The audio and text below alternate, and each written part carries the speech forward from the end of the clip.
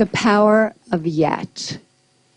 I heard about a high school in Chicago where students had to pass a certain number of courses to graduate, and if they didn't pass a course, they got the grade not yet. And I thought that was fantastic, because if you get a failing grade, you think, I'm nothing, I'm nowhere. But if you get the grade not yet, you understand that you're on a learning curve. It gives you a path into the future. Not yet also gave me insight into a critical event early in my career, a real turning point. I wanted to see how children coped with challenge and difficulty. So I gave 10-year-olds problems that were slightly too hard for them. Some of them reacted in a shockingly positive way. They said things like, I love a challenge. Or, you know, I was hoping this would be informative. They understood that their abilities could be developed. They had what I call a growth mindset. But other students felt it was tragic, catastrophic. From their more fixed mindset perspective, their intelligence had been up for judgment, and they failed.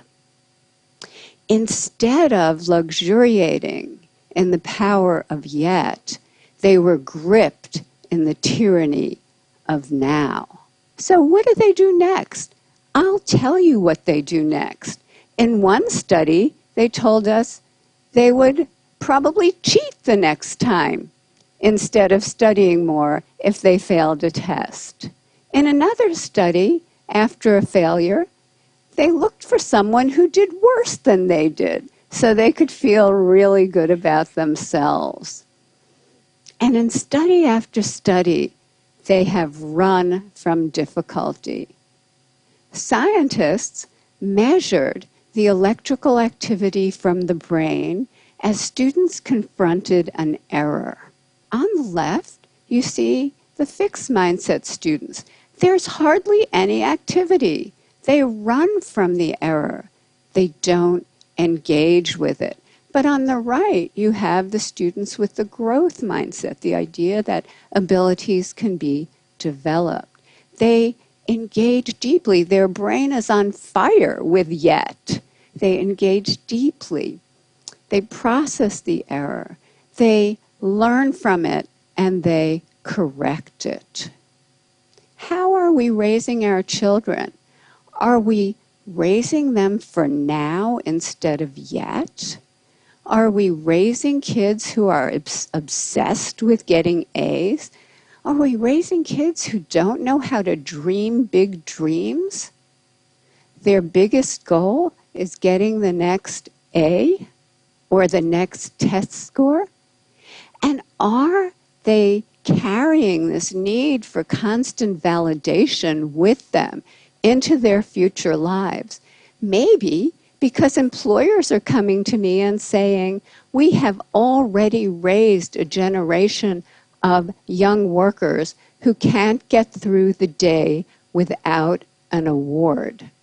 So, what can we do? How can we build that bridge to yet? Here are some things we can do.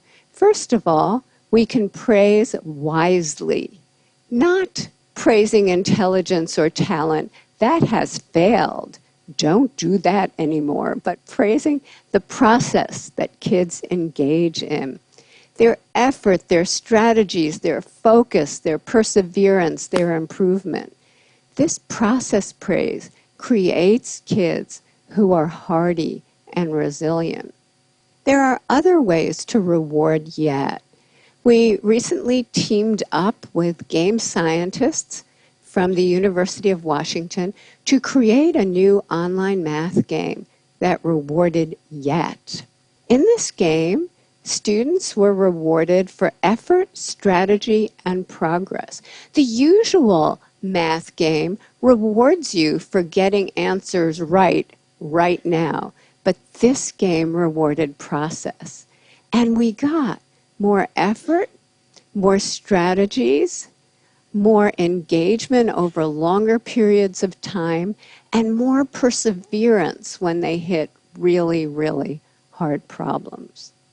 Just the words yet or not yet, we're finding, give kids greater confidence, give them a path into the future that creates greater persistence. And we can actually change students' mindsets.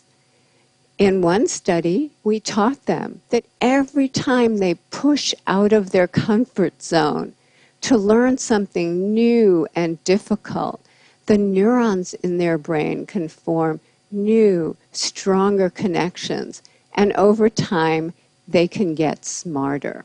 Look what happened. In this study, students who were not taught this growth mindset continued to show declining grades over this difficult school transition. But those who were taught this lesson showed a sharp rebound in their grades.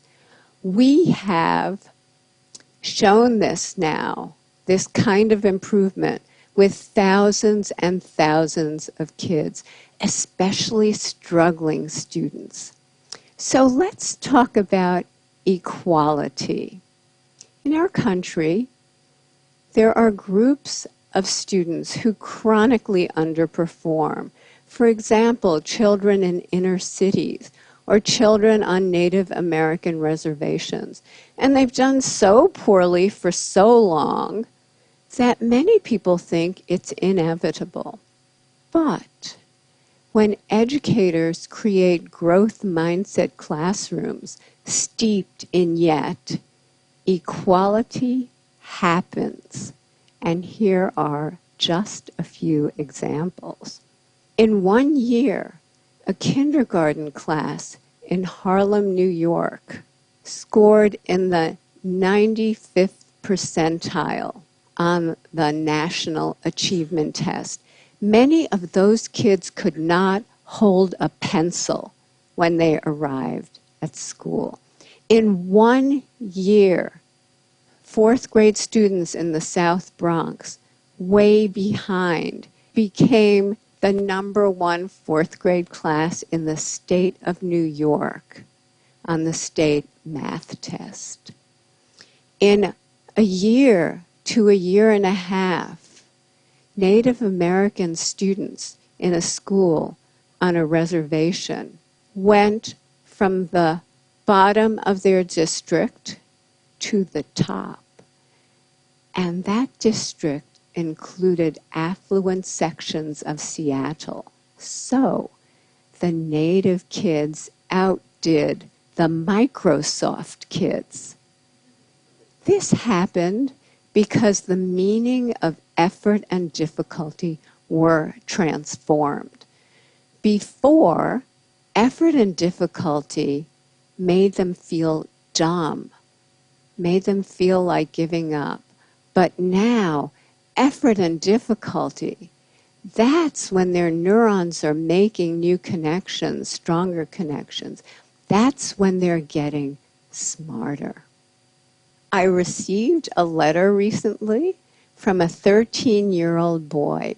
He said, "Dear Professor Dweck, I appreciate that your writing is based on solid scientific research, and that's why I decided to put it into practice. I put more effort into my schoolwork, into my relationship with my family, and into my relationship with kids at school. And I experienced great improvement in all of those areas. I now realize I've wasted most of my life." Let's not waste any more lives, because once we know that abilities are capable of such growth, it becomes a basic human right for children, all children, to live in places that create that growth, to live in places filled with yet. Thank you.